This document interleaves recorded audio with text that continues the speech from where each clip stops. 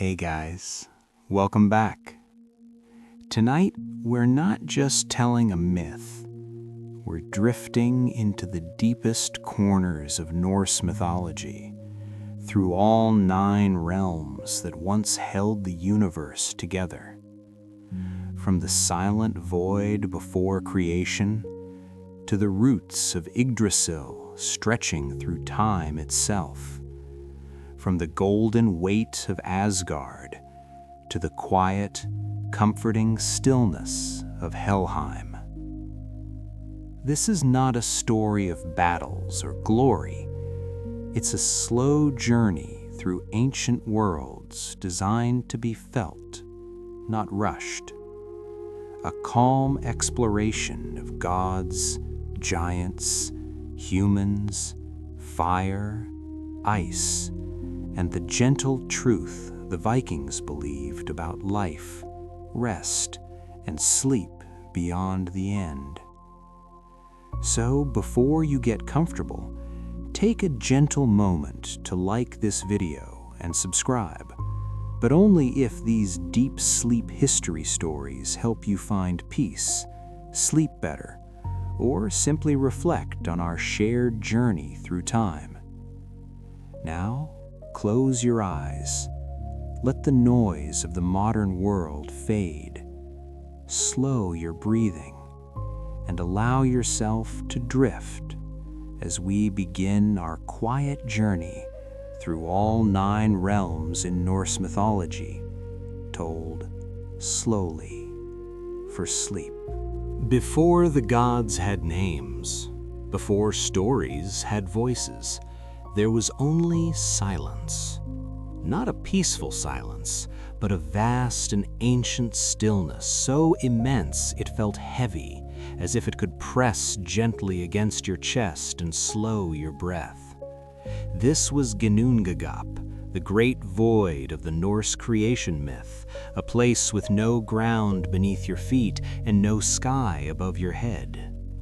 Imagine yourself floating there now, weightless, suspended between nothing and not yet something. There is no light, but there is no darkness either. Only a dim awareness that you exist, and that existence itself has not fully decided what it wants to become. In this emptiness, time does not move forward the way it does in our world. It stretches, bends, and drifts. Seconds feel like centuries, and centuries feel like a single, slow breath.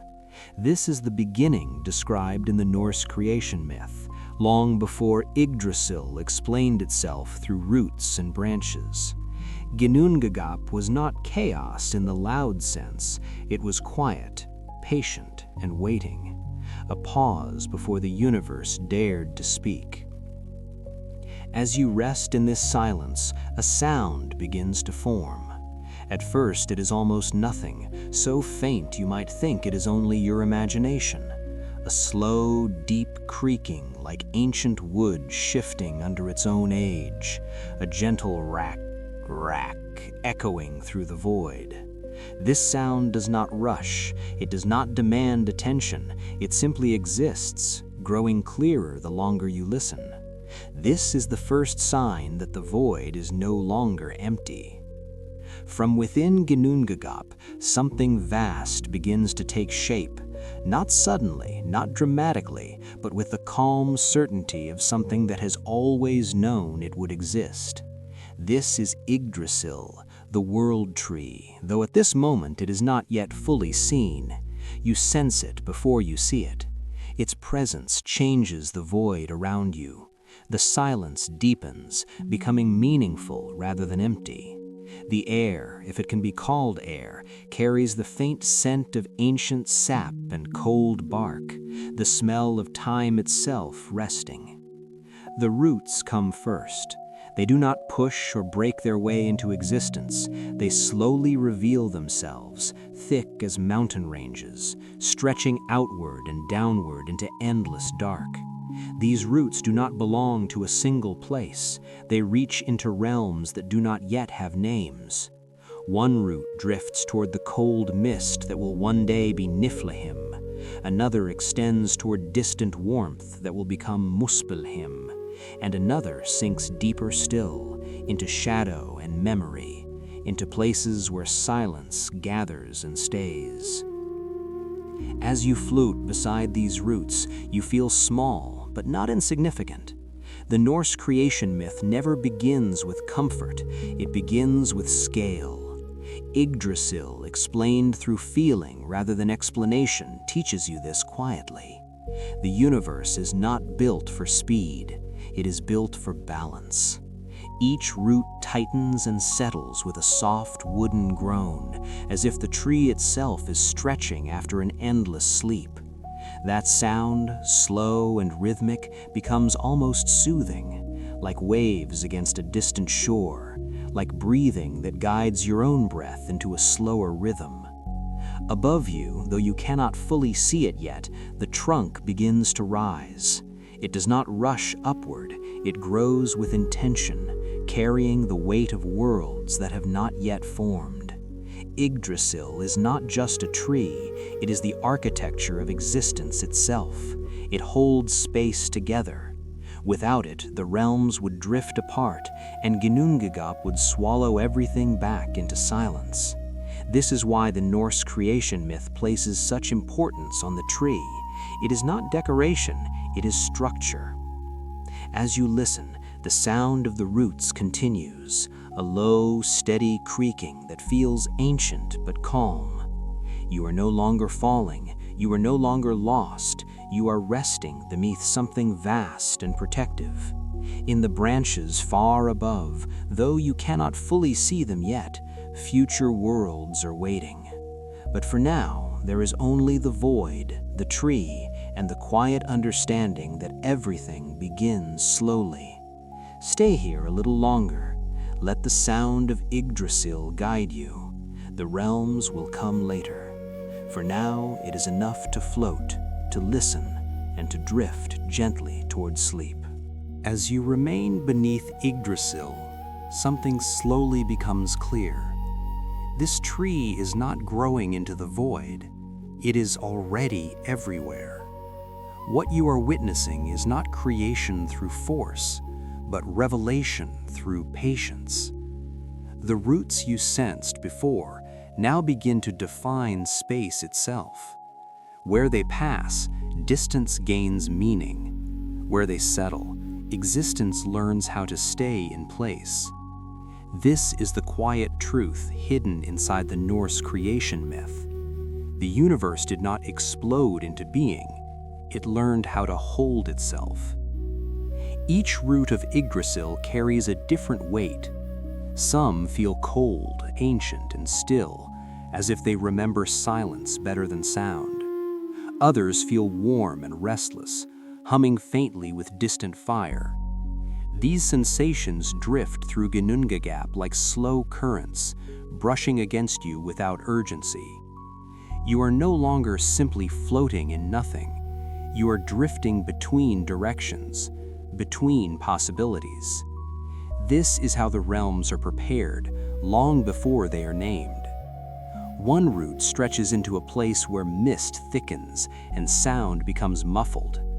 This will one day be understood as Niflheim, but for now it is simply cold presence. The air around this route feels heavier, quieter, as if noise itself is reluctant to exist there.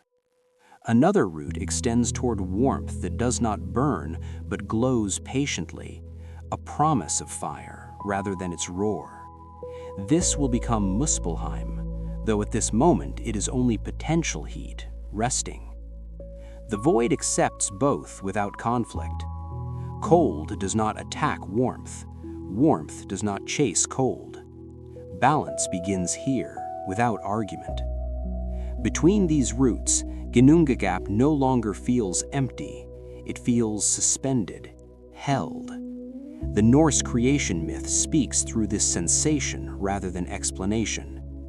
Yggdrasil, explained through experience, teaches that the universe survives not through dominance, but through connection. The roots do not compete. They share silence. They share space. and slowly they teach the void how to become a foundation. Above, the trunk of Yggdrasil thickens. You cannot see its top, but you feel its steadiness. It rises without haste, carrying the memory of every root below it. The bark is rough, ancient, marked by lines that feel older than time. If you drift close, you sense a gentle vibration, like a deep heartbeat, slow and consistent.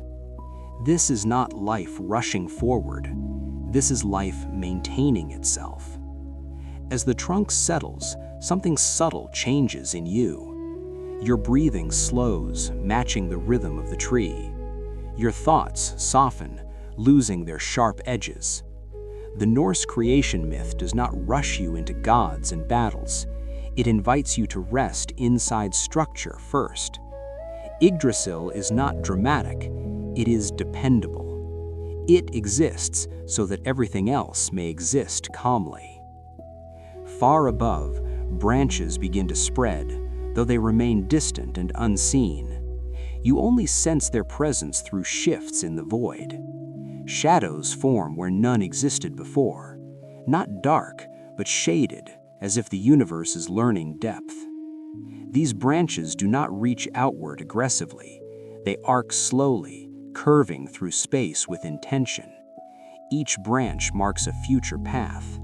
Each curve hints at a realm yet to awaken. And still there is sound. The roots continue their quiet movement, a low wooden murmur, steady and grounding. No sudden cracks, no violent motion, just the soft insistence of something ancient doing what it has always done, holding, supporting, waiting. This sound becomes familiar, comforting, almost like a lullaby woven from wood and time. You are not meant to understand everything here. The Norse creation myth was never designed to explain the universe in neat lines. It was meant to be felt, to be listened to slowly. Yggdrasil, explained in this way, is not knowledge, it is atmosphere. And as you drift beside the roots, suspended between cold and warmth, silence and form, you realize that the realms are not being built around you. They are being prepared gently, patiently, so that when they arrive, they will not collapse. Stay with this feeling. Let the roots hold you as they hold the universe. There is no need to move forward yet. The tree is doing the work.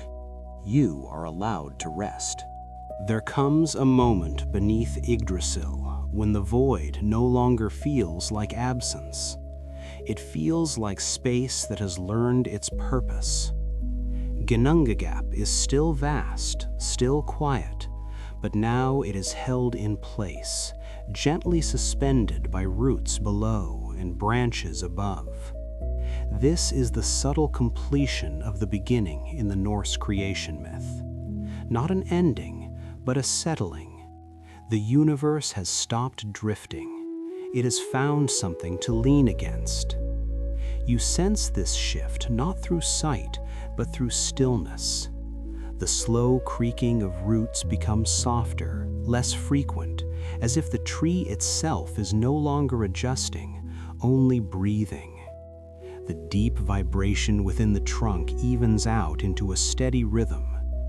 Yggdrasil, explained in this final phase of emergence, is no longer becoming, it is being. And that difference changes everything. Above you, the branches finally make themselves known, not visually, but spatially. The void subtly curves around them. Directions begin to exist. Up feels different from down. Near feels distinct from far. Each branch claims a quiet territory, a promise of a realm that will one day awaken fully. These are not worlds yet, but intentions. The Norse creation myth treats intention as sacred. Nothing exists without first resting in potential. As you float in this newly balanced space, your body responds before your mind does. Your muscles soften, your breathing deepens. The tree does not demand attention, it offers reassurance. Yggdrasil holds the universe the way a shoreline holds the sea, not by force, but by presence.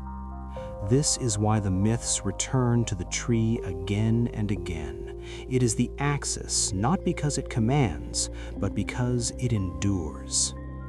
Somewhere along the branches, life will eventually stir. Gods will gather, creatures will crawl, fly, and walk. Stories of conflict, loss, and destiny will be told. But none of that exists yet. For now, there is only the calm architecture of existence. The Norse creation myth understands that chaos does not precede order. Rest does. The air, thin and quiet, carries the faint scent of wood and cold light. You imagine lying beneath the tree, though there is no ground, only the suggestion of shelter. The branches above feel like a ceiling that does not press down. They hover protective, allowing space without letting it collapse. Yggdrasil, explained this way, is not an object, it is a condition, a state in which the universe feels safe enough to exist. Time, too, seems to relax. Moments stretch without urgency. Nothing pushes you forward, nothing pulls you back. This is the rarest moment in the Norse creation myth, a pause so complete that it almost feels like sleep itself. Not unconsciousness, but deep rest, the kind that restores structure without effort. As the tree settles fully into its role, Ginnungagap becomes something new. It is no longer the void before creation, it is the space between realms, the quiet corridor that allows worlds to exist without colliding. This transformation is gentle, almost imperceptible, and yet it is the foundation for everything that follows. Without this calm, the realms would tear themselves apart. You may notice that the sound of the roots has nearly faded now, not because they are gone, but because they are steady. Silence returns, but it is no longer empty. It is filled with meaning, with support, with the quiet assurance that the universe knows how to hold itself. This is where Chapter 1 rests, not with a declaration, but with a feeling. Yggdrasil stands complete enough to carry what is coming. Ginnungagap waits, no longer threatening, but patient. And you, floating beneath branches you cannot see, are invited to do the same.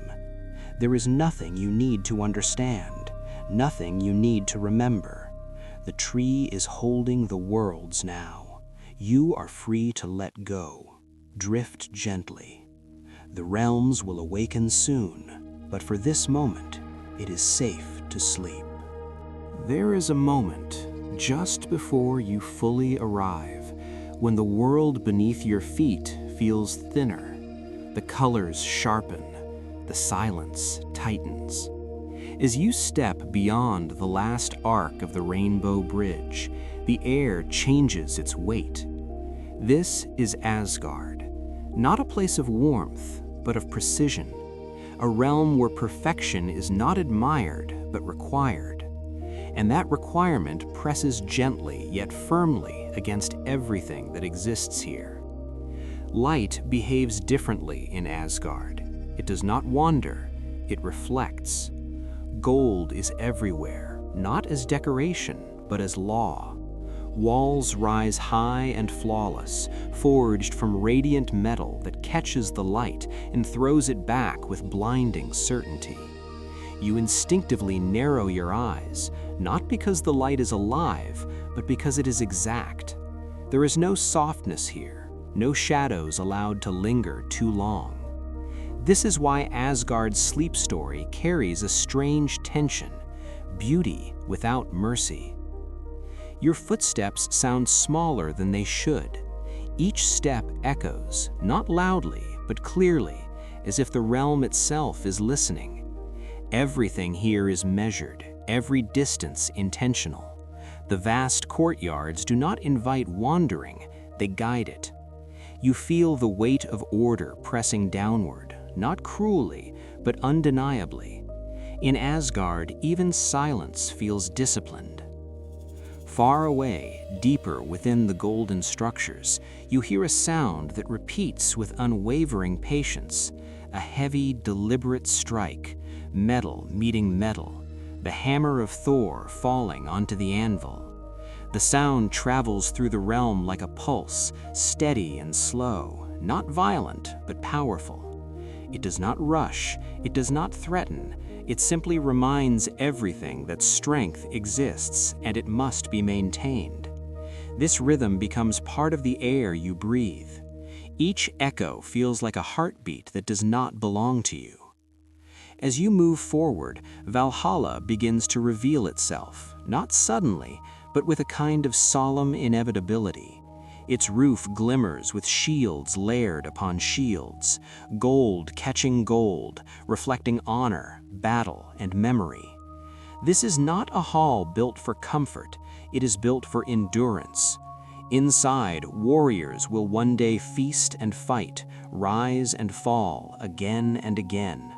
But from where you stand now, Valhalla feels distant, monumental, cold in its perfection. This is not a place that welcomes weakness, it preserves strength. You sense Odin before you see him, not as a figure, but as an atmosphere, a watchfulness that does not blink. His presence rests over Asgard like a thought that never sleeps. Wisdom here is not gentle, it is sharp, earned, and heavy with consequence. Odin does not rule through noise, he rules through awareness, and that awareness settles into the walls, the air, the gold itself. Asgard exists because someone is always watching it.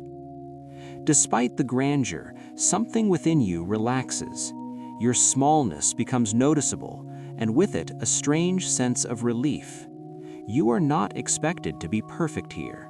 Only the gods carry that burden.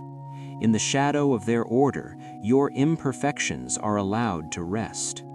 This is the quiet secret of Asgard's sleep story. The realm is oppressive to those who must uphold it, but calming to those who do not. The cold you feel is not physical, it is emotional distance. Asgard does not reach for you, it does not need to. It stands complete, sealed in its own brilliance. The gold does not warm you, it reflects you back to yourself, smaller, quieter, more aware. The echo of Thor's hammer continues, steady and unchanging, and beneath it, the unspoken presence of Odin holds everything in place. Here, perfection becomes a kind of prison, a golden one, beautiful, flawless, and inescapable for those born into it. Yet for you, passing through as a witness, it offers something unexpected: safety. Not because it cares, but because it is unbreakable. And as you stand beneath the gleaming walls of Asgard, feeling the weight of order above you, your breathing slows. The realm will not bend, and because of that, you no longer need to. As you move closer to Valhalla, the air grows heavier, not with threat, but with repetition. This is a place shaped by cycles: feast, fight, fall, rise, again and again. From the outside, Valhalla appears magnificent, a promise of eternal honor beneath a roof of golden shields. But as you cross its threshold, you realize that eternity has a sound. It is not loud, it is constant. A low murmur of footsteps, armor shifting, voices speaking without urgency. Nothing here rushes, because nothing here ever truly ends. The floor beneath you feels solid, unyielding. Every stone has been walked on countless times, polished not by care, but by use. Warriors pass by, their faces calm, almost distant. They do not look at you. They do not need to. Their purpose is already written, and it repeats endlessly. In this hall, glory does not burn brightly. It glows steadily, like embers that never cool. This is the quiet truth hidden beneath the legend of Valhalla. It is not chaos. It is routine elevated to divinity. Somewhere above, light filters down through gaps between the shields. It scatters across the hall in sharp lines, illuminating faces, tables, weapons, then moving on. Nothing holds the light for long. Even gold here does not claim attention. Everything exists to support the structure, not the individual. This is why Asgard's sleep story carries such a strange calm. When perfection is mandatory, personality fades. The pressure to perform never lifts, but it also never surprises. You hear laughter, but it is measured. You hear voices raised, but without anger. Even joy follows rules here. Thor's presence is felt again, not through his hammer this time, but through strength contained. He does not need to strike. His power is assumed. It sits in the walls, in the beams, in the air itself. Strength here is not dramatic, it is institutional, and institutions do not sleep. As you drift through the hall, you begin to understand why Valhalla can feel cold despite its brilliance. There is no vulnerability allowed here, no softness permitted to linger. Warriors do not rest because they are tired, they rest because the cycle demands it. Even celebration feels rehearsed, perfected over centuries. Odin watches all of this, not with judgment, but with acceptance. This is the system he designed. It functions. That is enough. You sense Odin's awareness again, sharper here, focused. His gaze does not follow individuals, it scans patterns, balance, readiness. He does not interfere unless necessary. Wisdom in Asgard is not comforting, it is efficient. And efficiency, when extended forever, becomes heavy. This is why the gods carry such weight. They are trapped by the very order they enforce. Yet, as a visitor, you feel something unexpected, relief. The burden here is not yours. You are not required to be strong, honorable, or eternal. You are allowed to observe, to be small, to breathe. In the presence of Valhalla, your insignificance becomes soothing. You are outside the loop. The soundscape of the hall begins to blur into a steady hum. Armor shifts, footsteps pass, voices overlap softly. It becomes almost hypnotic, like rain against stone, like waves against a pier that has stood too long to remember its first storm.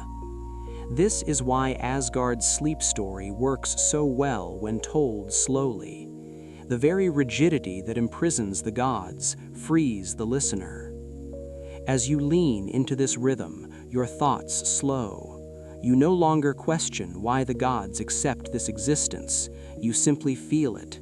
A realm built to never change. A perfection that allows no decay, but also no release. Valhalla stands as a monument to endurance, not happiness. And yet endurance has its own quiet comfort. Nothing will collapse here. Nothing will surprise you. Thor's strength holds the structure. Odin's awareness maintains it. Gold seals it shut. Asgard does not ask if this is desirable. It only asks if it works. And it does. Endlessly. As you drift toward the edges of the hall, the light softens again. The sound dims. The weight remains, but it no longer presses.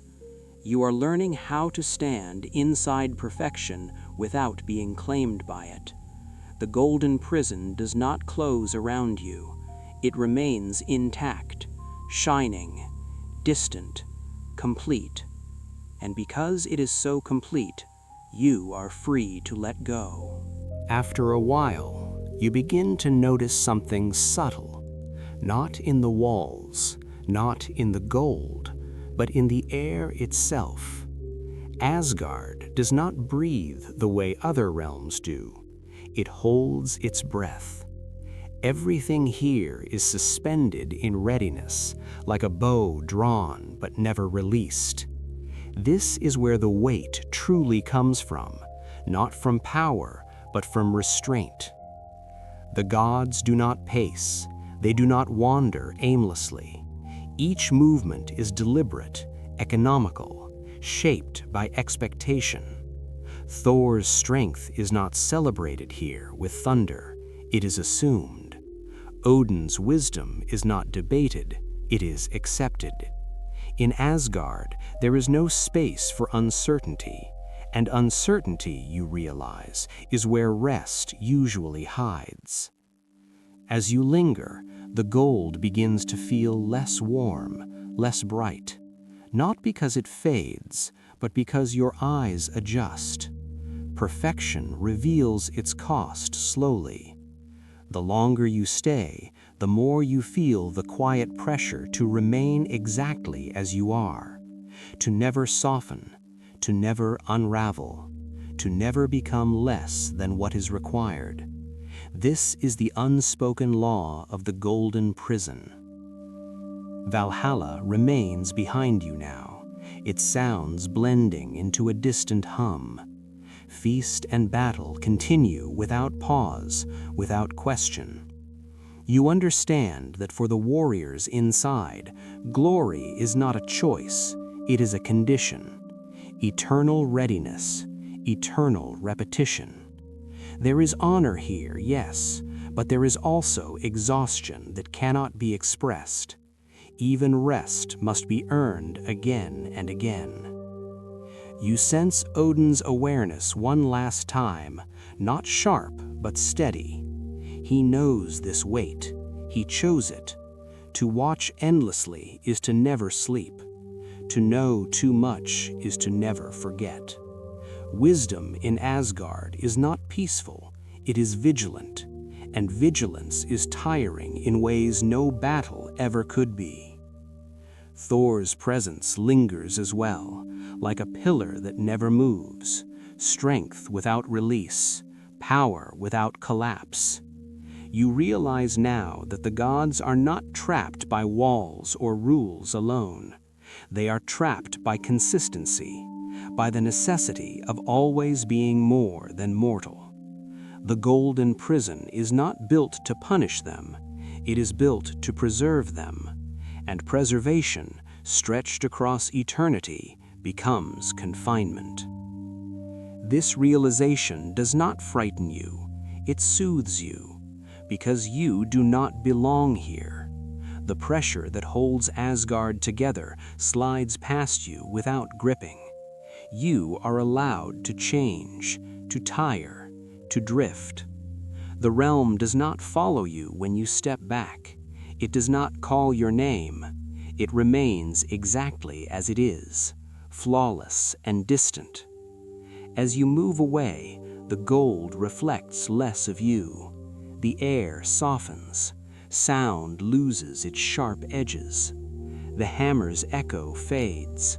Odin's watchful presence recedes, not disappearing, but no longer resting on your shoulders. Asgard does not collapse when you leave. It does not react. That is its nature, immutable, complete, closed. And in that closure, you find rest. Not because Asgard welcomes you, but because it does not need you. The perfection remains behind, sealed in light and order. Ahead, space opens again, less exact, less demanding, more forgiving. Your breath deepens as the weight lifts. The golden prison holds its gods tightly, but it lets you go without resistance. You drift away knowing this quietly. Power can be beautiful, order can be necessary, but sleep lives where nothing demands perfection. And as Asgard fades into a distant gleam, you carry that softness with you, ready to enter the next realm unburdened. There's no gate when you arrive in Vanaheim, no bridge of light, no walls to announce that you have crossed into another realm. The transition happens quietly, almost without your permission. One moment, the air still carries the sharp clarity of Asgard. The next, it thickens, it slows, it becomes heavy with scent. Damp earth, wild flowers, leaves warmed by a sun that does not rush across the sky. This is Vanaheim, a place where time loosens its grip and allows things to grow the way they choose. Your first breath here feels different. It does not sharpen your awareness, it softens it. The scent of soil after rain settles into your chest, grounding you. You notice that the ground beneath you is uneven, alive, shifting slightly with roots and moss. Nothing here is polished, nothing is straight. Trees lean toward one another, their branches tangled like old friends sharing secrets. This is not disorder, it is intimacy. Sound arrives gently, not as noise, but as layers. Water moving slowly over stone, leaves brushing against each other in passing, insects humming in rhythms too ancient to measure. These nature sounds do not demand attention. They invite it, then release it. You do not need to listen closely. Vanaheim listens for you. This is the realm of the Vanir gods, beings older in feeling, if not in legend, than the gods of Asgard. Where Odin's wisdom is watchful and contained, the Vanir carry wisdom that spreads. It sinks into soil, it drifts with pollen, it rests in seed and root. This is why even Odin once regarded them with caution. Power here does not command, it nourishes. And nourishment, left unchecked, grows in ways no wall can hold. As you move deeper, the air seems to shimmer, not with light, but with presence. Magic here is not announced, it seeps. You sense it in the way vines curl without instruction, in the way flowers open and close without urgency. This is the ancient magic associated with Freya, whose name carries both beauty and danger, love and loss, growth and decay. In Vanaheim, these opposites do not fight, they rest beside one another. You pass a stream, its surface broken by stones smoothed over centuries. The water does not hurry, it finds its way. You kneel, almost without deciding to, and the coolness of it touches your skin. This is not the cold discipline of Asgard. This is relief, the kind that arrives when nothing expects you to perform. Here, the Vanir gods are not distant figures seated above the world. They are implied rather than seen. Their presence is in the fullness of the land, in the way fruit grows heavy on branches, in the way grass bends without breaking, in the way life continues even when no one is watching. Vanaheim does not need observers. It thrives regardless.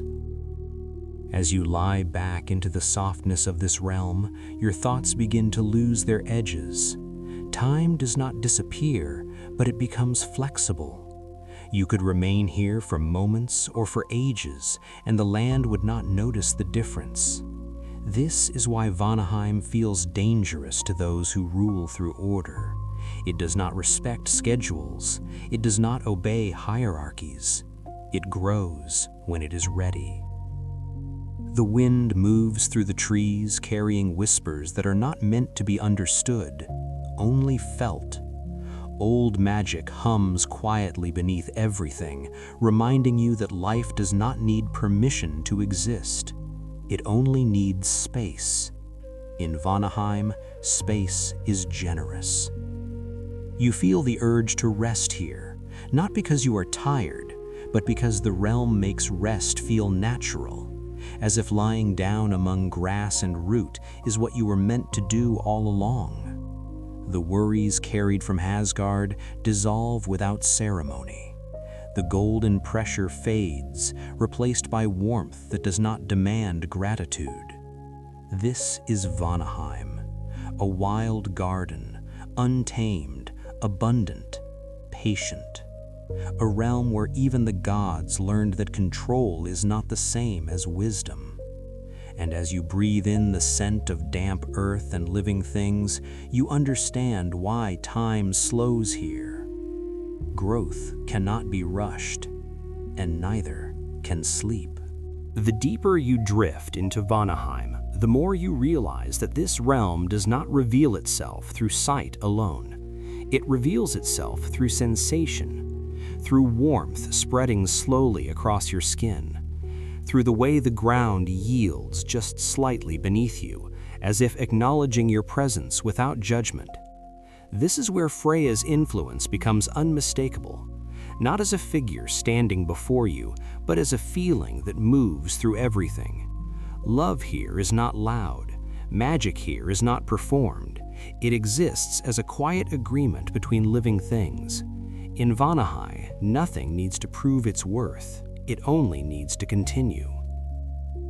The Vanir gods understood something the Aesir never fully accepted, that control is fragile, that forcing balance eventually breaks it. In Asgard, order is maintained through vigilance. In Vanaheim, balance is allowed to happen. You feel this truth in the way vines wrap around fallen trees instead of avoiding them, in the way decay feeds growth without apology. This is not a realm of perfection, it is a realm of cycles. Birth does not erase death. Death does not threaten birth. They share the same soil.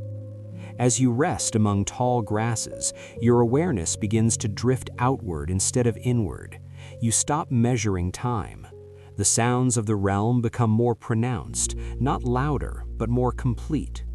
Water moving over roots, leaves trembling in passing breezes, distant birds calling without urgency.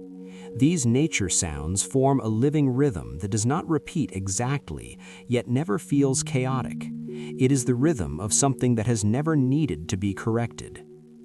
Freya's magic is often misunderstood as beauty alone, but here you sense its deeper edge. Fertility is not gentle. Growth is not polite. It pushes, it claims space. Flowers bloom where they can, not where they are instructed. This is why even Odin once hesitated before the Vanir gods. Their power could not be commanded. It could only be respected or ignored. And ignoring it always came at a cost. You feel that power now, not as pressure, but as permission. The permission to soften, to lie back into the land without explanation. The grass beneath you is cool and uneven. The scent of crushed leaves and damp earth surrounds you. This is not a place that demands reverence. It invites participation. You are not above it, you are within it. Magic here does not glow. It breathes. It rises and falls with the land itself. You might notice a faint shimmer at the edge of your vision, but when you look directly, it disappears. This is not deception, it is humility. Vanaheim does not want to be seen as extraordinary, it wants to be lived. The Vanir gods do not watch from thrones. Their presence is diffused, spread across fields, forests, and streams. This is why the realm feels safe in a way Asgard never could. There is no single point of failure here, no center to attack, no crown to steal. Life continues because it is everywhere. As your breathing slows, you notice how easily your body synchronizes with this environment. Muscles release tension without instruction. Thoughts wander without urgency. Sleep approaches not as an ending, but as a continuation of the same process. Growth does not stop when you close your eyes. It simply shifts into another form. You realize that this is the quiet danger of Vanaheim to those who seek dominance. It teaches surrender without submission. It offers abundance without ownership. It allows power to exist without hierarchy. For rulers, this is unsettling. For the weary, it is healing. The longer you remain, the more your sense of self blends gently with the surroundings, not disappearing, but loosening its boundaries. You are still you, but less contained, less sharp. The land does not absorb you, it supports you. And in that support, sleep becomes effortless. This is Freya's gift, not desire, but acceptance, not beauty, but belonging. In Vanaheim, the wild garden does not ask who you are or what you bring, it only offers space. And as the nature sounds continue their ancient conversation around you, you drift deeper into rest, carried not by command, but by care. After enough time has passed, though you cannot say how much, something gentle begins to change. Not in the land, but in you. Vanaheim does not signal departure. It does not announce endings. Instead, it loosens its hold in the same quiet way it first welcomed you. The scents of damp earth and wildflowers remain, but they no longer cling, they drift.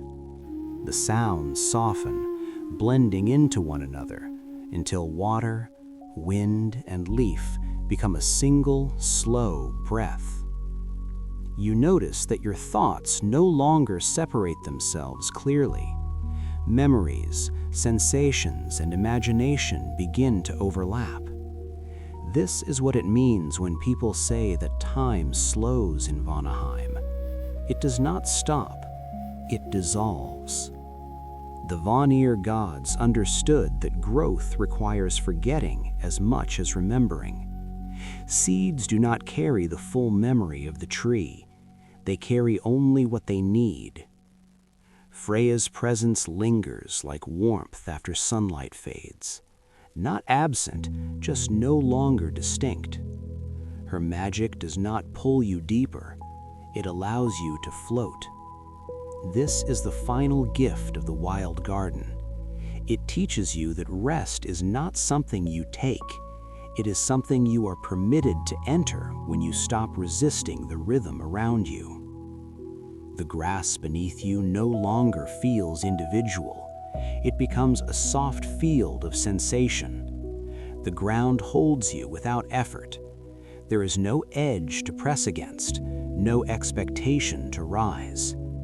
The nature sounds that once invited your attention now continue on their own, indifferent to whether you are listening. And in that indifference, there is peace. You realize now why Vanaheim was never meant to be ruled, why it resists walls, crowns, and commands. It belongs to processes, not positions, to cycles, not victories. The Vanir gods did not seek dominion because dominion would interrupt what must flow. Even Odin understood this eventually. Control can build worlds, but only surrender keeps them alive. As this understanding settles, the realm begins to recede, not visually, but emotionally. The wildness does not disappear, it becomes background, like a dream that fades without breaking. You do not feel pushed out, you feel carried forward. The garden does not close behind you, it simply continues growing unconcerned. Your breathing is slow now, even, effortless.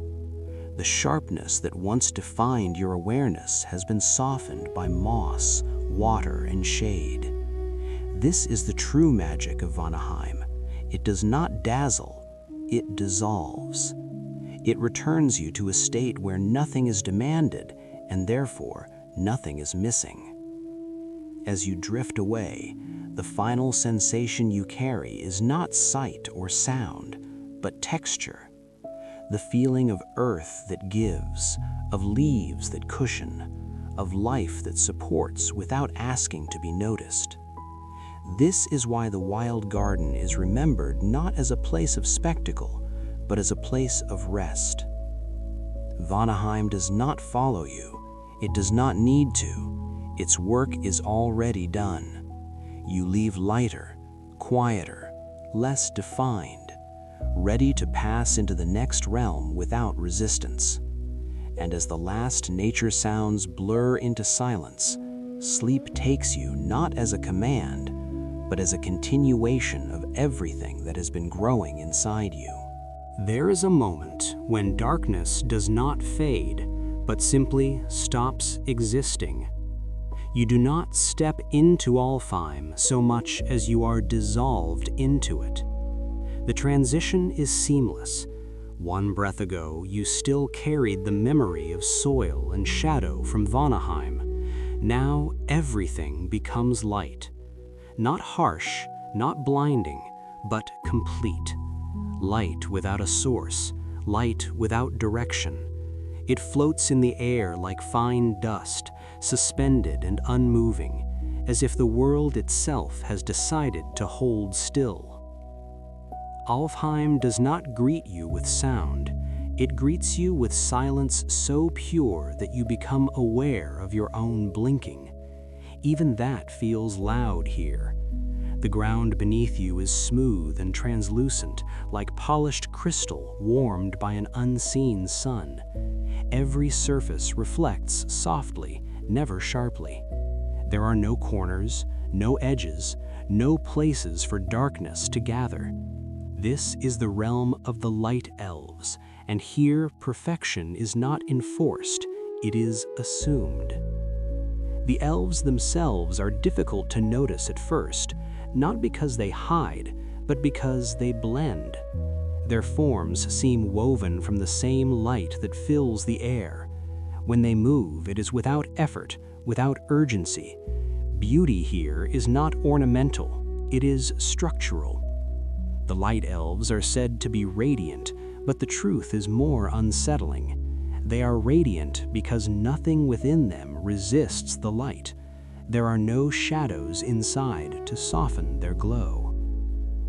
As you remain, you begin to feel the weight of that purity. Alfheim asks nothing of you, yet it leaves no room for imperfection. Every thought you carry feels suddenly visible, every emotion exposed. This is why the beauty of Alfheim can feel overwhelming. There is no place to hide from yourself when everything is illuminated. Time behaves strangely here. It does not move forward, it simply exists, evenly spread like the light itself. Moments do not pass, they accumulate without stacking. You could remain here for what feels like seconds or centuries, and nothing would mark the difference. This is not rest. It is suspension. The silence deepens, and with it comes a subtle discomfort. The Alfheim elves do not judge you, they do not need to. The light does that on its own. In Alfheim, clarity replaces comfort, understanding replaces warmth. You realize that this realm is not meant for sleep, it is meant for awakening, for revelation. And revelation held too long becomes exhausting. Slowly, almost mercifully, the light begins to thin, not fade, but open, as if a veil is being lifted downward instead of upward. You feel gravity return, gentle at first, then stronger. The crystalline surfaces soften into stone. The air grows warmer, denser. Sound returns, faint at first, like a distant echo. You are descending now, leaving Alfheim behind without farewell. The light remains above you, brilliant and untouched, while below shadow gathers, not as absence, but as shelter. This is the entrance to Svartalfheim, the realm of the dark elves and the dwarves of Norse mythology, a place where darkness is not feared, but embraced. The first thing you notice is warmth, not the heat of fire, but the comfort of enclosed space. The sound of metal rings softly through tunnels carved deep into the earth, a steady rhythm, hammer striking anvil, again and again. Unlike Alfheim's silence, this sound reassures. It confirms presence, activity, purpose. In Svartalfheim, light is precious because it is scarce. Small flames glow along stone walls, casting shadows that move and breathe. These shadows do not threaten, they protect. They soften the world. The dark elves and dwarves work within this half-light, their figures sturdy, grounded, real. This is a realm built by hands, not by light alone. As you move deeper, you feel something you did not feel in Alfheim: safety. Here, imperfection belongs. Rough edges are expected. Cracks are useful. In the warmth of the forge, metal becomes malleable, strong not because it is flawless, but because it has been shaped. The contrast settles into you like a slow breath. Above, endless clarity. Below, embracing shadow. Alfheim shows you what it means to be seen completely. Svartalfheim shows you what it means to be held. And as the rhythmic sound of forging surrounds you, your body begins to relax in a way light never allowed. As you descend further into Svartalfheim, the world narrows, not in a threatening way, but in a comforting one. The wide openness of Alfheim feels like a distant memory now. Here, the walls draw closer, the ceiling lowers, and the space wraps around you with intention. Darkness is no longer an absence, it is a presence, a steady, reliable one. The sound of the forge becomes clearer, hammer against metal, not loud, not chaotic, measured. Each strike lands where it is meant to, as if time itself has slowed to allow precision. This is the heartbeat of Svartalfheim, a rhythm that does not rush because it has always had enough time. The dwarves of Norse mythology work within this rhythm, their movements economical, practiced, almost meditative. They do not speak much. They do not need to. The metal understands them. You notice the warmth next. It spreads from the forges into the stone, then into the air, then into you. Unlike the cold clarity of Alfheim, this warmth asks nothing. It simply exists. It seeps into joints, loosens muscles, and reminds the body that it is safe to soften. This is why the darkness here feels protective rather than threatening. In Svartalfheim, shadow is shelter. The figures moving through the tunnels are solid and grounded. Dark elves and dwarves are often misunderstood as creatures of malice, but here they feel practical, focused.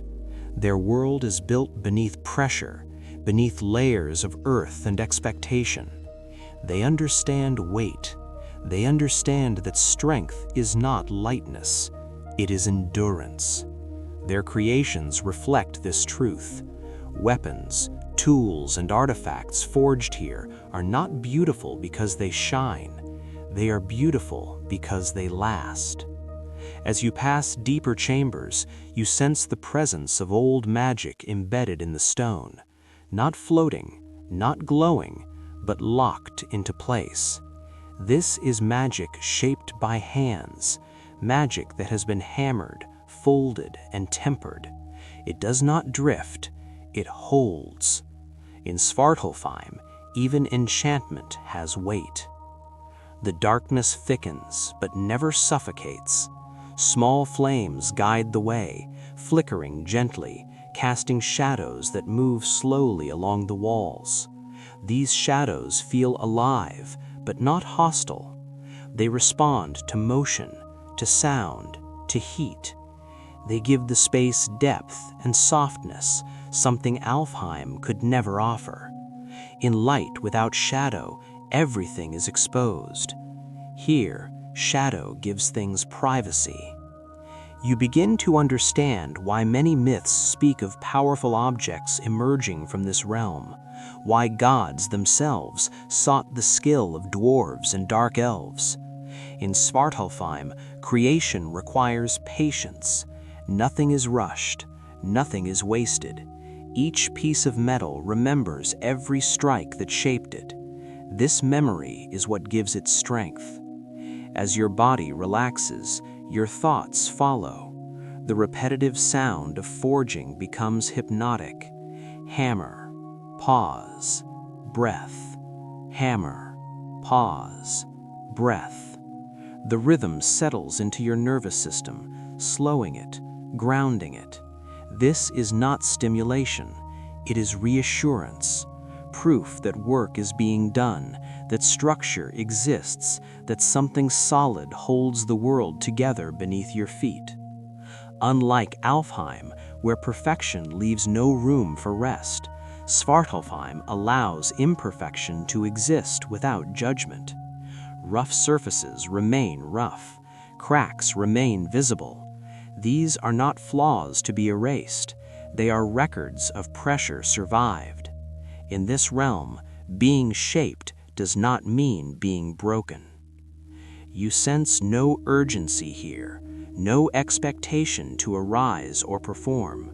The dwarves continue their work whether you watch or not. The dark elves move through shadow without concern for being seen. This is a place that does not require witnesses, it simply functions. As you lean into the warmth and sound, the contrast between light and dark resolves inside you. You no longer prefer one over the other. You understand their roles. Light reveals, darkness holds. Alfheim awakens, Svartalfheim allows sleep. And as the forge rhythm continues, steady and patient, your breathing deepens. The world above, bright and flawless, feels far away. Down here, in the heart of stone and fire, you are wrapped in something older than fear, a darkness that knows how to keep you safe. After a while, though you cannot tell how long, the contrast between light and dark stops feeling like opposition. It becomes balance. Alfheim remains somewhere far above, radiant and still, while Svartalfheim surrounds you with its steady warmth. You realize that neither realm is complete on its own. Light without shadow reveals everything, but holds nothing. Darkness without light protects everything, but shows nothing. Together, they create a rhythm the mind can finally rest within. The sound of the forge begins to soften, not fading, but moving into the background of your awareness. Hammer meets metal with the same patient cadence, yet it no longer pulls your attention. It becomes part of the body's memory, like a heartbeat you do not need to count. The dwarves of Norse mythology continue their work, unbothered by time, unhurried by outcome. Creation here is not a performance, it is a continuation.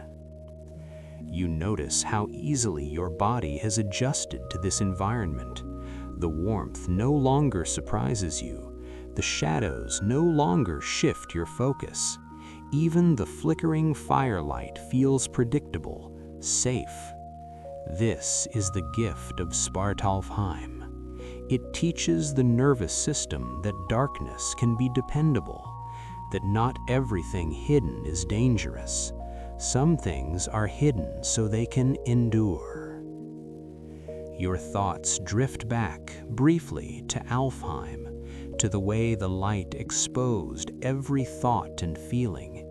You understand now why the light elves appear so distant, so perfect, yet so unsettling. A world without shadow leaves no space to rest. In Alfheim, awareness never sleeps. In Svartalfheim, awareness is allowed to soften. The dark elves move quietly through the tunnels, their presence felt more than seen. They do not fear the dark because they know it intimately. Shadow is not an enemy here, it is a companion. It wraps around stone, around fire, around movement, giving each thing its place. You feel this wrapping now, not as pressure, but as support. Gradually, the sense of being underground begins to fade, not because you are rising, but because depth no longer matters. Whether above or below, light or dark, your body has found a place where it does not need to decide.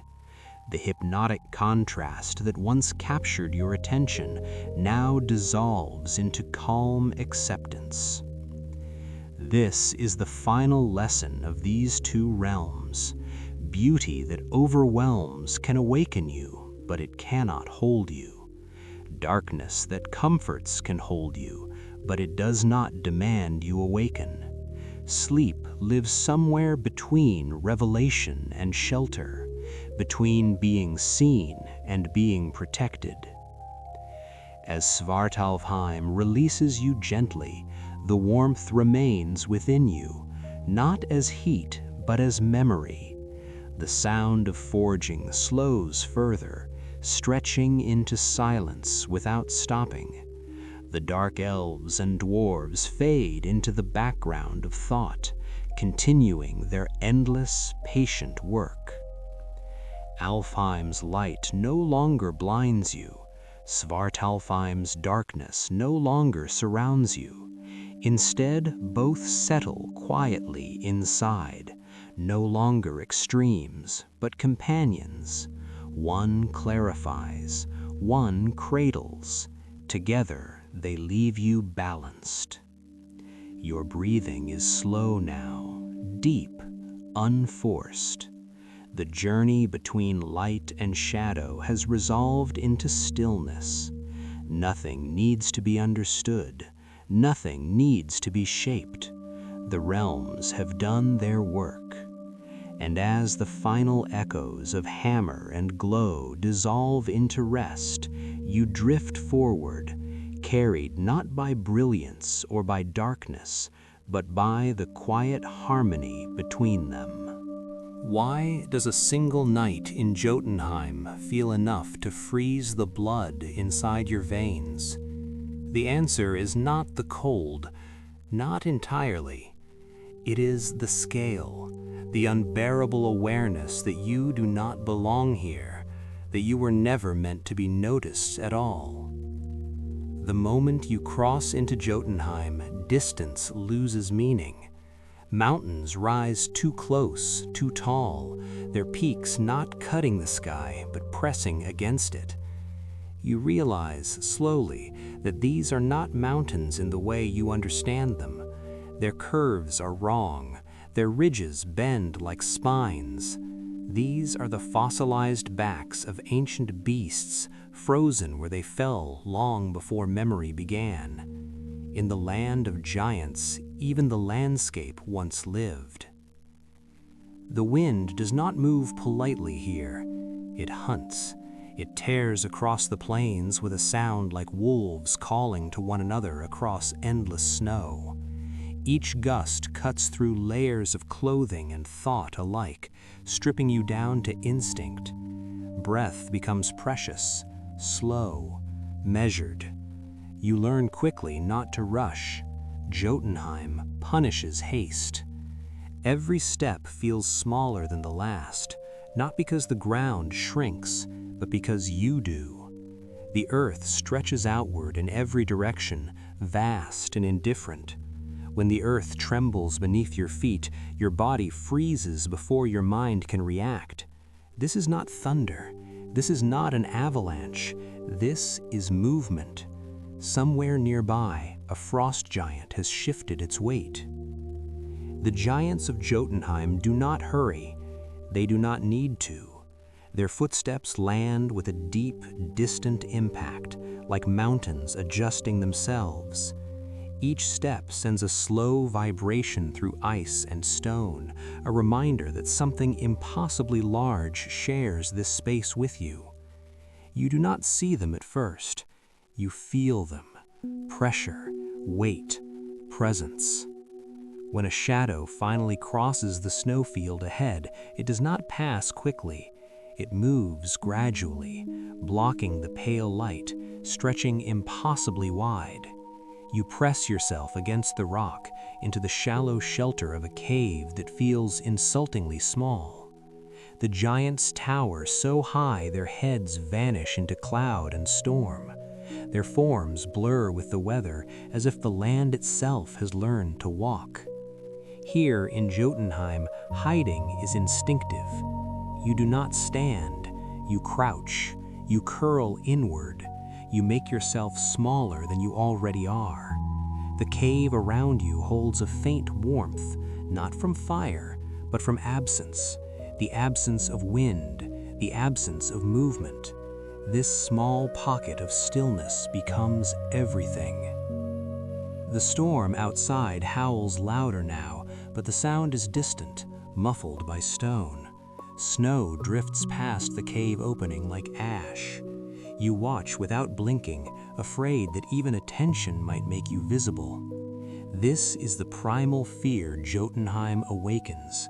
Not fear of attack, fear of being noticed. Somewhere in this vastness, Loki belongs, born of giants yet never fully one of them. Jotunheim carries within it, unpredictable, cold, vastly intelligent, and deeply indifferent. Survival here does not come from strength. It comes from cleverness, from knowing when to disappear. As you remain still, time stretches. Minutes feel like hours. The giants pass without ever knowing you were there. And in that invisibility, something strange happens. Your body relaxes. Your muscles loosen their grip. Because being unseen here is safety. The cold continues to seep in, but it is slow, manageable. It numbs rather than bites. Your breathing steadies, syncing with the distant rhythm of wind and footsteps fading away. Jotunheim does not welcome you. It does not threaten you either. It simply exists, enormous and uncaring. And in that vastness, sleep begins to feel like the most reasonable response.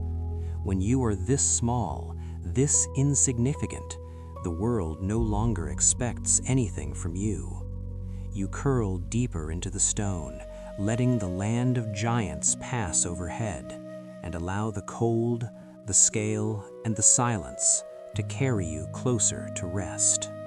The longer you remain hidden in Jotunheim, the more the scale of the land begins to rewrite your instincts. Fear does not disappear, it transforms.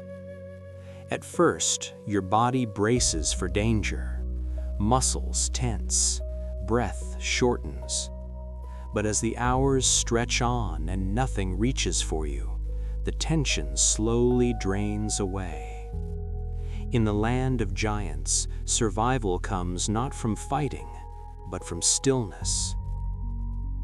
Outside your shelter, the storm shifts direction. Snow presses against the rock face, piling softly, endlessly, like time itself accumulating without urgency. The wind howls again, but the sound is dulled by distance and depth. It no longer feels personal. Jotunheim is vast enough that nothing ever is. A shadow moves across the white plain once more. This time you do not flinch as sharply. You have learned the rhythm of the frost giants. Their movements are slow, deliberate, bound by their own immense weight. Each step is a commitment. Each turn reshapes the landscape slightly. They are not predators in the way smaller creatures are. They do not stalk, they exist. And existence, at this scale, is already overwhelming. You peer out from the cave's edge just enough to confirm what your body already knows. A frost giant passes in the distance, its form partially obscured by swirling snow. Its legs are like cliffs in motion. Its breath steams into the air, forming clouds that linger. You realize something quietly astonishing. It has no idea you are here, and it never will. This realization settles into you like warmth, not heat, but relief. In Jotunheim, being irrelevant is a gift. The land of giants is too large to care about anything small. You are beneath notice, beneath interest, beneath threat. For the first time since arriving, your heartbeat slows without effort. You think of Loki again, how he moves between worlds, how he learned early that cleverness matters more than strength. Jotunheim shapes minds this way. It teaches adaptation. It teaches when to hide and when to move. Most of all, it teaches humility, not as shame, but as perspective. When mountains walk and storms speak, ego dissolves naturally. The cold continues its quiet work. It numbs sensation, blurs edges. Your fingers tingle, then settle. Your toes curl slightly, conserving warmth. This is not panic.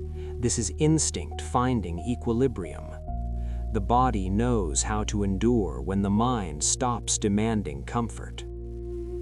You lean back against the stone, letting its mass support you. The rock does not shift. It does not respond. It simply holds. In Jotunheim, even shelter feels ancient, indifferent, and reliable. This is not safety created for you. It is safety that exists regardless of you. Time stretches further. Without landmarks, minutes and hours blend together. You stop counting.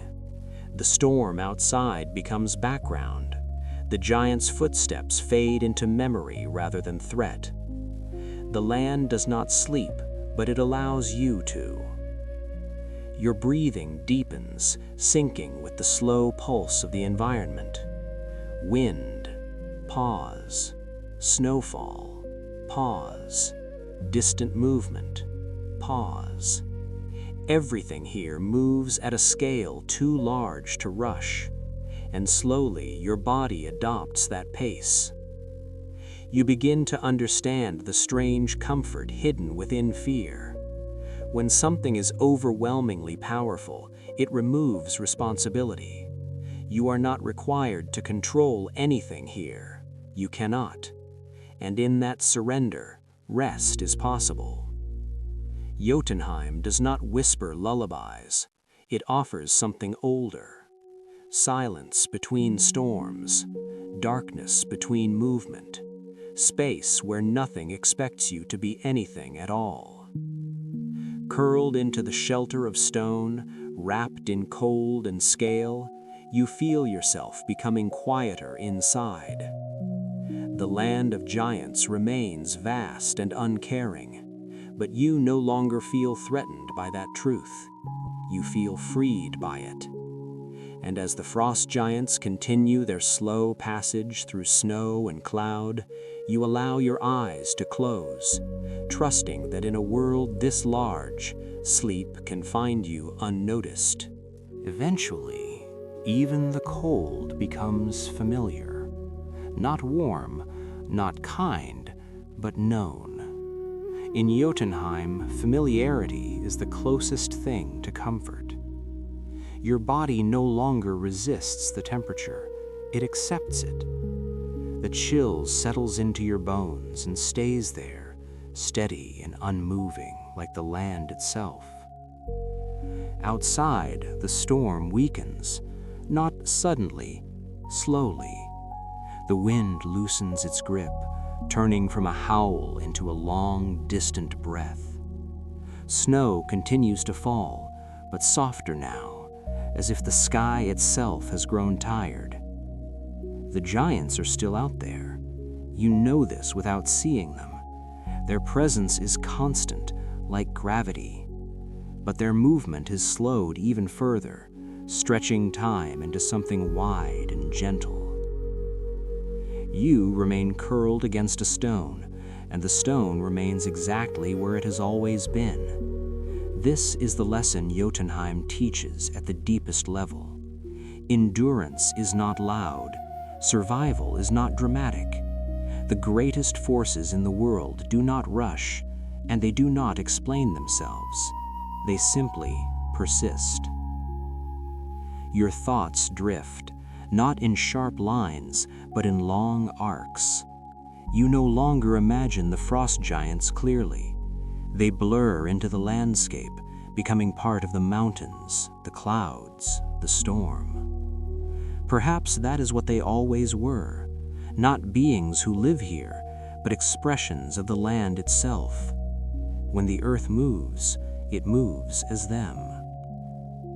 Somewhere far beyond this frozen expanse, other realms continue their motion. Gods argue, light shines, life grows. But none of that reaches you here. Jotunheim is isolated by scale alone. Its distance is not measured in miles, but in relevance. What happens elsewhere does not matter here. And that realization is deeply calming. You think again of Loki, not as a trickster, but as a survivor, someone shaped by this land, someone who learned early that chaos does not need to be fought, it needs to be understood. In Jotunheim, control is an illusion, adaptation is everything. The land does not bend, you do. Your breathing is slow now, matching the rhythm of snowfall. Inhale. Pause, exhale, pause. Each breath feels heavier, deeper, anchored by the cold air filling your lungs. The body conserves energy naturally, preparing not for action, but for rest. The cave around you seems smaller now, but not confining, protective. Its rough edges blur as your focus softens. The darkness inside the shelter thickens, absorbing thought. Outside, the giants continue their ancient paths, indifferent to your existence, and that indifference feels like permission. Permission to stop watching, to stop listening so carefully. Permission to let the world continue without your attention. Jotunheim does not cradle you like a gentle place would. It does something more honest. It reminds you that you are not responsible for the weight of the world, that even the largest forces move without needing you to witness them. As your awareness fades, the final remnants of fear dissolve into insignificance. The land of giants has nothing left to prove. It does not threaten you. It does not welcome you. It simply allows you to be small. And in that smallness, sleep arrives naturally. The storm becomes silence. The giants become stillness. The cold becomes quiet. You are hidden. You are forgotten. You are safe. A cold so deep it does not merely chill the body, but slows time itself. This is where the journey turns backward, toward the beginning, toward the primordial realms before gods had names, before stories learned how to move forward. Niflheim waits here, wrapped in endless mist, untouched by warmth or sound. The moment you drift into Niflheim, your breath changes. Each inhale sharpens. Each exhale crystallizes. The air does not welcome movement, it resists it.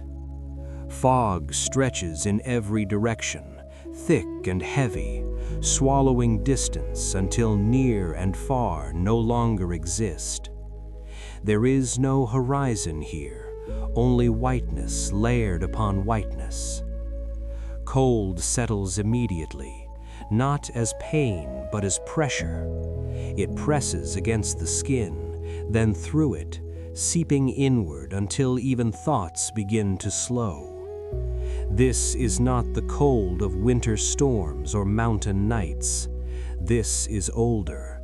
It belongs to a time when warmth had not yet learned how to stay. You hear it before you understand it. A deep, distant cracking sound, slow and deliberate. Ice shifting, not breaking violently, but adjusting itself. Massive sheets of frozen matter sliding against one another in the dark. Each sound echoes longer than it should, lingering in the mist like a memory that refuses to fade. In Niflheim, sound travels strangely. It does not bounce, it drifts, it dissolves. You feel it more than you hear it, vibrating gently through the frozen air. The cold wraps around your body, numbing fingers, easing tension, quieting the nervous system one layer at a time. Movement becomes optional here. There is nothing to chase, nothing to avoid. Even fear struggles to survive in this stillness. The mist softens edges, shapes blur. The world reduces itself to sensation alone. Cold, breath, silence. As the minutes stretch, you notice something unexpected. The cold does not demand anything from you. It does not rush you. It does not threaten. It simply exists, vast and patient. In Niflheim, time does not pass, it suspends. Thoughts that once raced begin to thin. Worries lose their urgency. The mind, confronted with such stillness, stops reaching outward. It turns inward, then gradually stops turning at all. This is why Niflheim feels eternal. Not because it lasts forever, but because nothing changes enough to mark time. Far away from this frozen quiet shows the faintest contrast, a distant warmth, almost imperceptible, like a memory of heat rather than heat itself. You do not see it yet, but you sense it. Muspelheim waits on the opposite edge of creation. Fire and ice separated by void, held apart just long enough for balance to matter. But here in Niflheim, the cold reigns alone. Ice stretches endlessly beneath the fog, smooth and unbroken. Rivers do not flow, they sleep. Water has forgotten how to move. Even sound feels frozen mid-thought. Your body responds naturally. Muscles loosen, conserving energy. Breath slows, deepens. The cold encourages stillness, not struggle. It invites you to stop resisting sensation and simply let it be. Niflheim does not tell stories, it erases them. Memories soften at the edges, sharp thoughts dull. The mind, stripped of warmth and urgency, enters a quiet neutrality. There is nothing to solve here, nothing to remember. The cold takes care of that. You realize this place was never meant to be inhabited. It was meant to be endured, briefly, just long enough to prepare the body for something else, something warmer, something dangerous. But for now, Niflheim holds you in its suspended silence, gently numbing awareness. And as the fog thickens and the cold settles deeper, you feel the first true signs of rest. Not sleep yet, but surrender. A slowing so complete that even anticipation fades. The ice does not move, time does not push forward, and wrapped in this ancient stillness, you drift closer to a state where the mind no longer needs to stay awake. From the frozen stillness, warmth begins to exist again. At first, it feels impossible, a contradiction. After so long in Niflheim, the body has forgotten heat. But somewhere far beyond the mist, something stirs. Not gently, not quietly. Muspelheim announces itself through sensation before sight. The air changes first. It thickens, it dries. Breathing becomes heavier, slower, as if each inhale carries weight. The cold does not vanish, it retreats. It pulls back just enough to make space for something else. And into that space, heat flows. Muspelheim is not a place of gentle fire. It is not a hearth or a flame meant for comfort. This is primordial heat, raw and uncontained. The ground glows faintly beneath layers of ash. Cracks in the land pulse with deep orange light, like veins carrying molten blood. Every surface seems alive, shifting, expanding, contracting in slow, restless motion. Sound returns here, sharp and present. You hear the crackle of lava, the distant thunder of eruptions far beyond the horizon. The air vibrates with low-frequency rumbles, a constant reminder that this realm never truly rests. Fire does not sleep.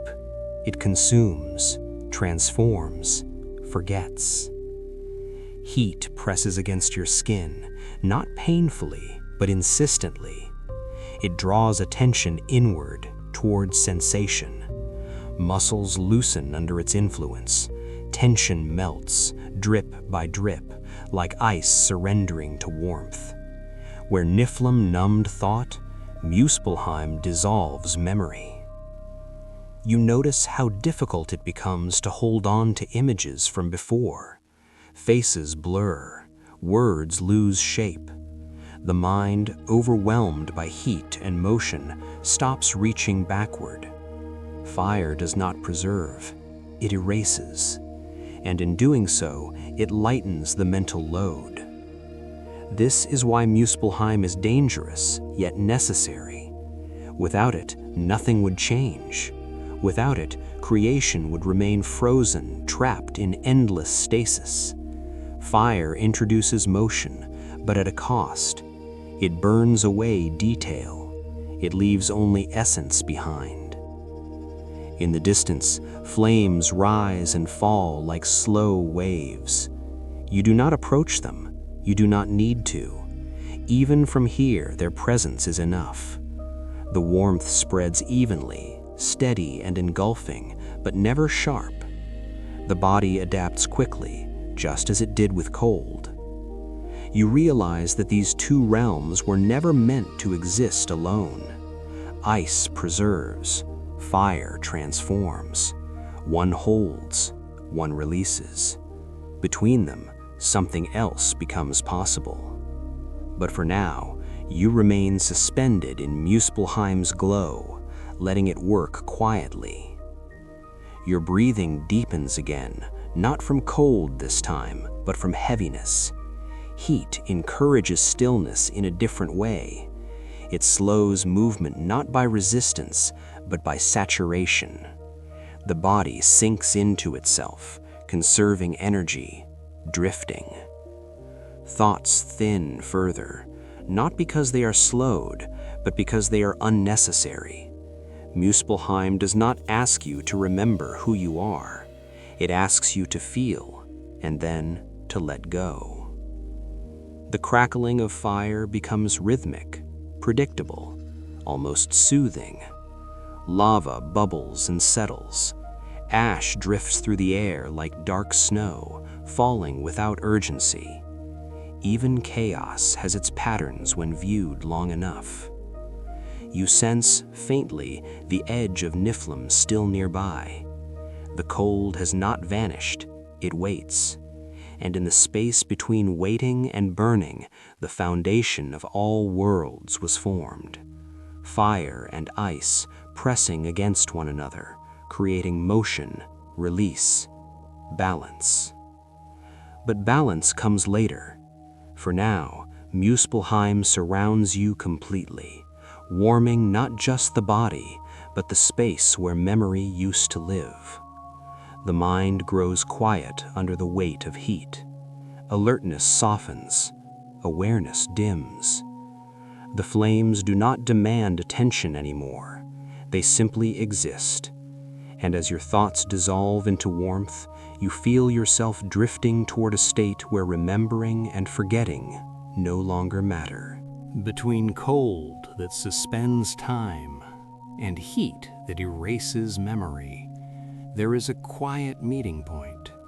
Not dramatic, not explosive, just a slow, inevitable blending.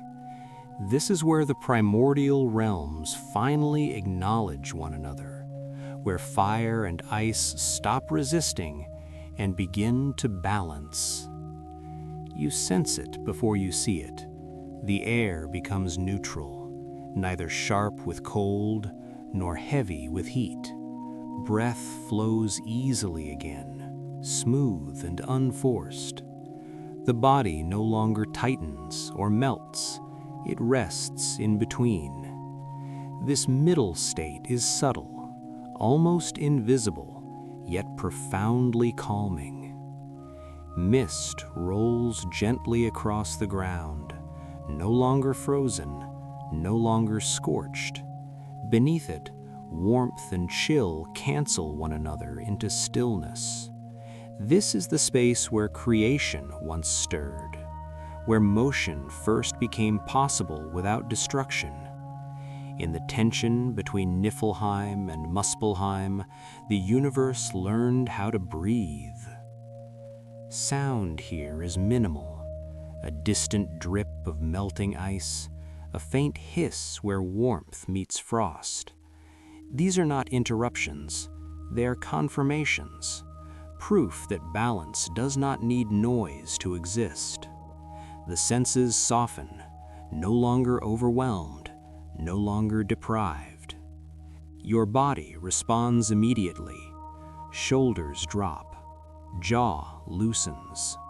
The nervous system recognizes safety not because danger is gone, but because extremes are held in check. Fire and ice, once overwhelming, now support one another, creating an environment where nothing demands reaction. Thoughts slow further, but this time without numbness or saturation. They simply drift apart, leaving space between them. That space widens gently, inviting rest. Memory does not burn. Awareness does not freeze. Everything settles. This is why these primordial realms matter, not for their violence, but for their resolution. Life did not emerge from fire alone, nor from ice alone. It emerged from restraint, from the moment when opposing forces learned to stop pushing. You feel that lesson in your breathing. Inhale carries a trace of warmth. Exhale releases a hint of coolness. Each cycle steadies you further, drawing you into rhythm. The body aligns with this ancient balance instinctively, without effort. The environment remains vast, but no longer intimidating. Vastness now feels spacious rather than threatening. There is room to rest inside it, room to disappear gently into sleep.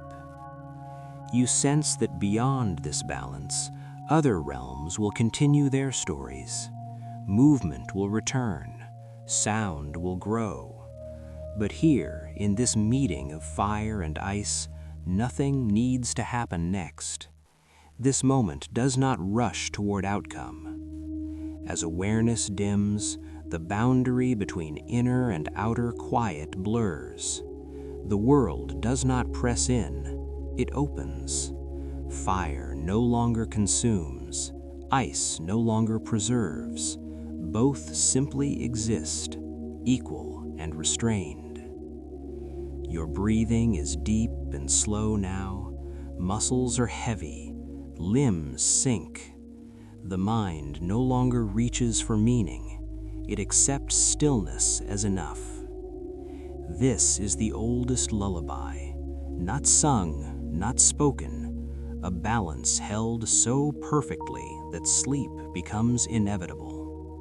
Wrapped in the calm between extremes, you drift downward, carried by the quiet agreement between fire and ice. After the vastness of fire and ice, the world grows smaller, not weaker, just closer. This is Midgard, the human realm, Earth, home. And for the first time in this long journey, the universe feels scaled to you. You do not arrive in Midgard with thunder or spectacle. You simply find yourself here, feet on soil, breath steady. The ground beneath you is firm but forgiving, marked by paths walked many times before. This world carries the quiet weight of repetition. Seasons return, fires are lit and extinguished, lives begin and end without shaking the cosmos. The gods understood something fragile about this place, something precious. That is why they built a boundary around it, a fence, not of wood or stone, but of myth and intention. Beyond the edges of Midgard, the great serpent Jormungandr coils endlessly beneath the oceans, its vast body encircling the human world, not attacking, not protecting aggressively, simply holding the line, keeping what belongs out there, out there. Inside that boundary, life unfolds on a human scale. You step into a Viking longhouse as dusk settles. The door closes behind you with a solid, familiar sound. Wood meets wood. The world outside grows quieter instantly. Rain begins to tap against the thatched roof, gentle and rhythmic, as if timed to breathing. The fire in the center of the room burns low and steady, not roaring, not demanding attention, just enough light to soften the shadows along the walls. The smell of pine wood and smoke fills the air, grounding and warm. This is not the heat of Muspelheim. This is the heat meant to last through the night. Around you, the structure of the longhouse feels intentional. Thick oak beams, worn surfaces shaped by hands over generations. Every part of this place was built to endure storms, darkness, and uncertainty. You sense the care embedded in the walls. Humans may be fragile, but they are not careless. Outside, Midgard remains dangerous. Monsters exist. Gods walk. Fate turns without warning. But here, inside this small pocket of shelter, none of that presses in. The boundary holds. The roof holds. The fire holds. You sit or lie near the hearth, feeling the warmth spread slowly through your body. Muscles relax, not from overwhelming sensation, but from familiarity. This warmth does not erase memory or numb awareness. It reassures. It says, you have done enough for today. This is the quiet miracle of the human realm. Midgard does not promise safety forever. It offers something more realistic. Temporary protection. A pause. A place to rest before returning to the world. You hear nothing now but rain, fire, and the occasional shift of wood as the house settles. These sounds do not demand attention, they accompany it. The rhythm is ancient and universal, shared by countless nights like this across centuries. The gods built Midgard knowing humans would struggle, that they would tire, that they would need places like this, walls, fires, boundaries, not to separate them from the world, but to allow them to sleep within it. As you rest here, the vastness of the other realms feels distant. Fire and ice, giants and gods, all of it recedes beyond the fence. What remains is scale that fits your breath, your body, your need for rest. Midgard does not overwhelm, it shelters, and in that shelter, the mind begins to loosen its grip. Thoughts slow, the day fades. You are not required to be strong here, only present. The rain continues. The fire glows. The world outside waits. And inside the human realm, inside this small protected space, sleep begins to feel natural again. Night settles fully over Midgard now, not suddenly, but with the patience of routine. The kind of darkness that arrives every evening and leaves every morning, never demanding belief, only acceptance. Inside the longhouse, life slows into patterns so familiar they no longer require thought. The fire has burned down to embers, glowing softly, pulsing with quiet life. Shadows stretch and soften along the wooden walls, moving gently as the flames breathe. Somewhere nearby, tools rest where they were last set down. A shield leans against the wall. Boots dry near the hearth. Nothing here is symbolic. Everything is practical, and that practicality is comforting. This is the heart of Midgard, not the battles, not the myths, but the in-between moments, the hours when nothing heroic happens, when survival looks like eating, repairing, resting. The human realm was built for this rhythm: wake, work, return, sleep. Outside, the rain continues, steady and predictable. Each drop lands with a quiet purpose, washing the earth, feeding roots you cannot see. Midgard lives on these small, repeating actions. It is not sustained by miracles, but by continuity. You imagine the people who lived here, not as legends, but as bodies much like yours. They felt cold, they felt tired, they worried about tomorrow, and they learned how to build spaces that could hold those worries just long enough to rest.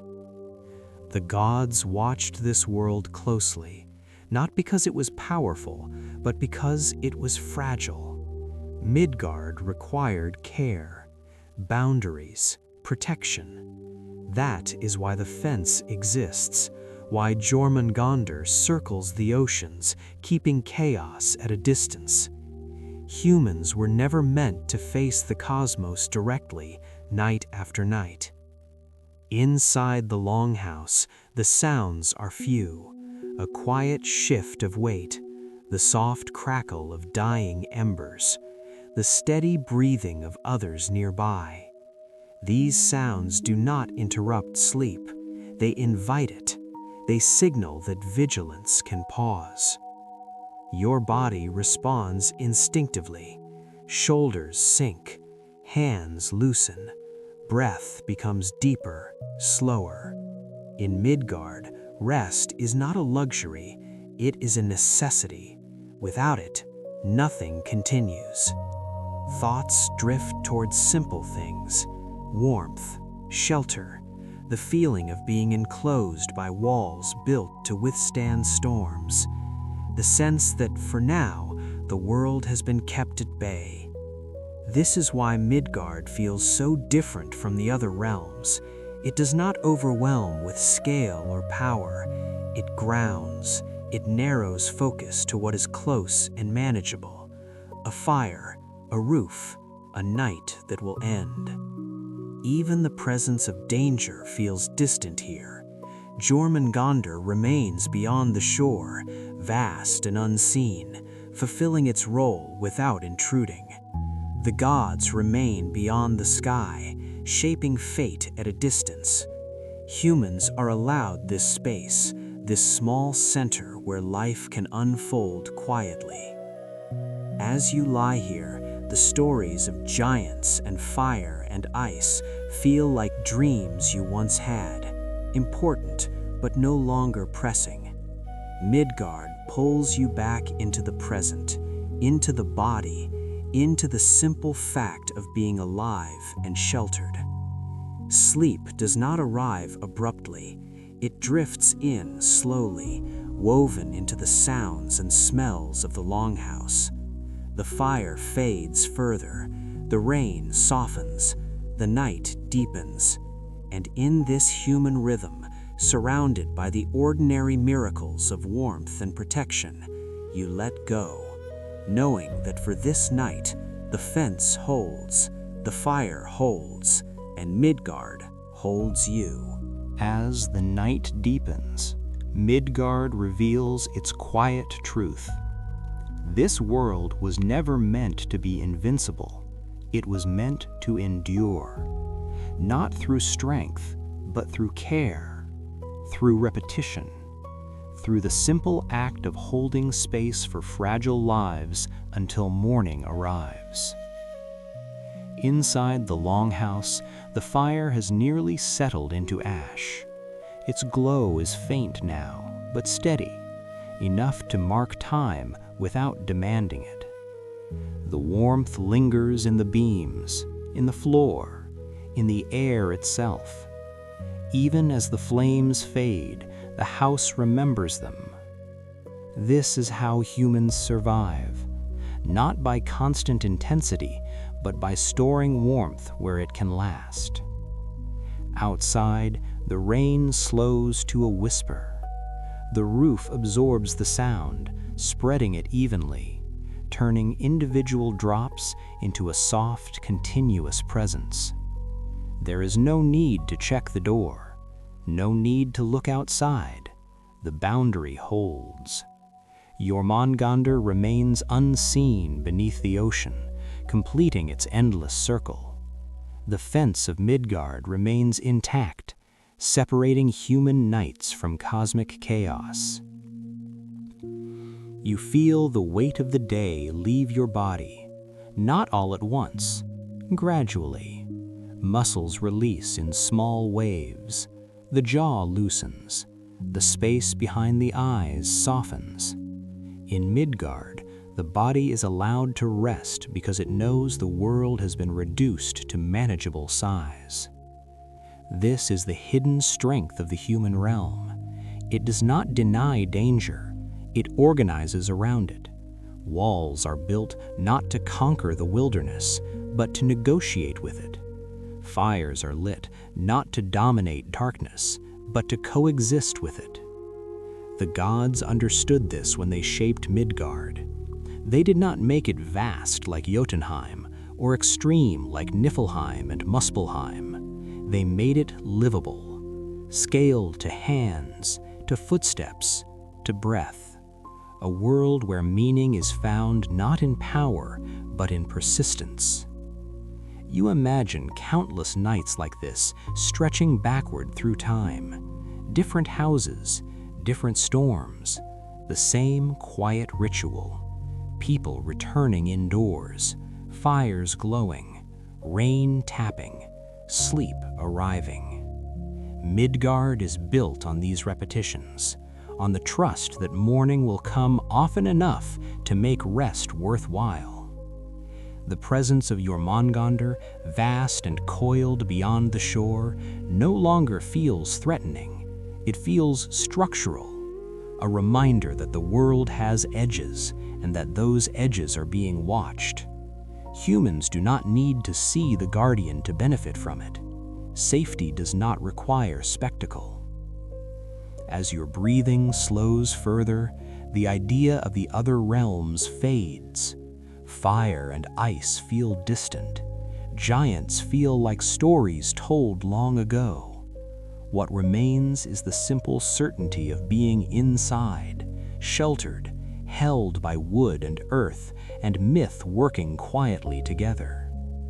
Midgard does not promise eternity. It promises tonight, and tonight is enough. The final awareness to drift away is the sense of belonging to something modest and resilient, a world that knows it is small and survives because of it. Wrapped in that understanding, the mind lets go completely. Sleep comes without resistance, carried on rain, ash, and the gentle protection of the human realm. Why does death in Norse mythology feel less like a punishment and more like release? The answer waits at the quiet edge of all journeys. Helheim does not announce itself with terror or spectacle. It receives, gently, patiently, as every path, no matter how winding, eventually softens into stillness. You do not fall into Helheim, you arrive. The transition is so subtle that for a moment you are not sure anything has changed at all. The air feels cooler, but not cold. The light dims, but it does not disappear.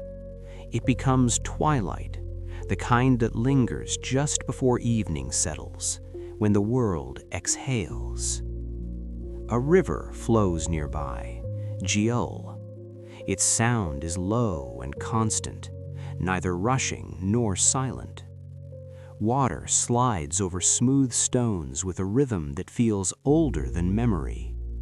Each ripple seems to say the same thing again and again. You have done enough. You may stop now. Helheim is not empty. It is simply unburdened. The landscape stretches wide, soft and muted. Hills roll gently. Mist drifts without urgency. Nothing here sharpens the senses. Everything invites them to rest. This is the Viking afterlife for those who are tired, for those who lived, endured, and no longer need to prove anything. You sense the presence of Hel without seeing her clearly. She does not loom, she does not judge. She is not fire or frost, but balance. Her realm mirrors her nature, calm, neutral, accepting. In Helheim, nothing is demanded of you. Arrival itself is enough. Souls move slowly here, not as figures, but as impressions. A shared quiet, a collective exhale after a long holding of breath. There is no fear in their movement because there is no expectation. No battles await, no trials follow, only rest. The soundscape of Helheim is minimal by design. The river, the wind brushing through low grasses, occasional footsteps fading into distance. Each sound exists to remind you that awareness can soften without vanishing. This is not oblivion. This is sleep meditation stretched into eternity. Your body responds before the mind can question. Muscles loosen completely. The weight you have carried, named and unnamed, slides off without resistance. Shoulders sink.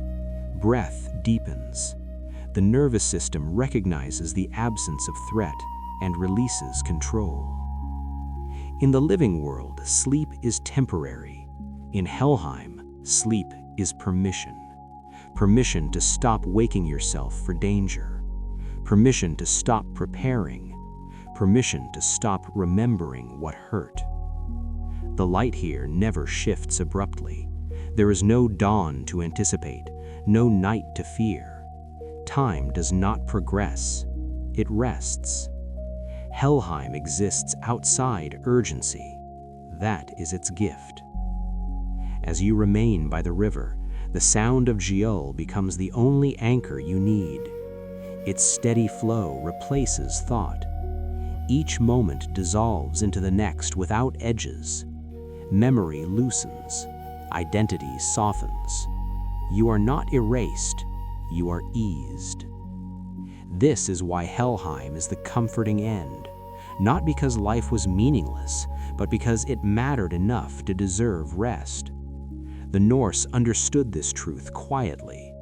After struggle comes stillness.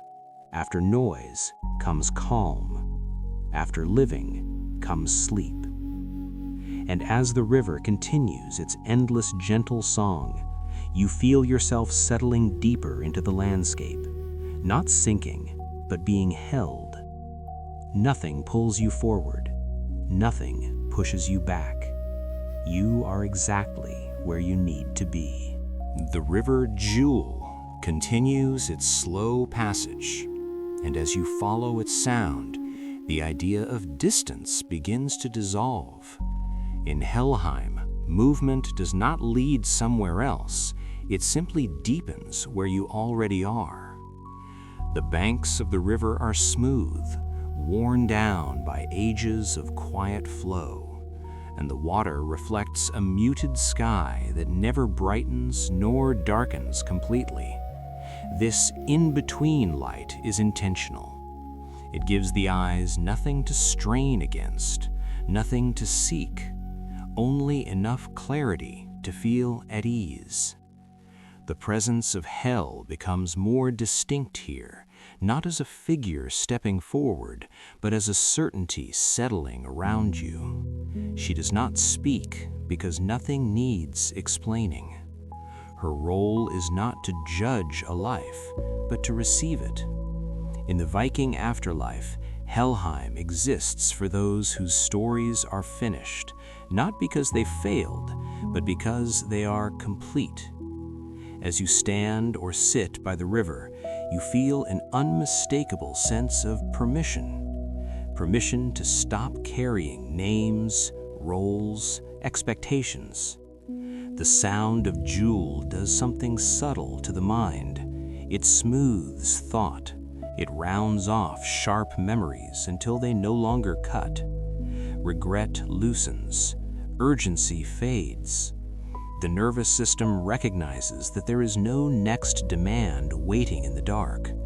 This is why Helheim feels so different from fear-based visions of death. There is no punishment here, no fire meant to correct, no cold meant to isolate, only neutrality so gentle it feels kind. You may notice other presences nearby, not as individuals, but as shared calm. They are not watching you. They are not remembering themselves either. Identity becomes optional. What remains is awareness without tension, breath without effort, rest without guilt. Hel does not ask you to surrender anything. She simply removes the need to hold on.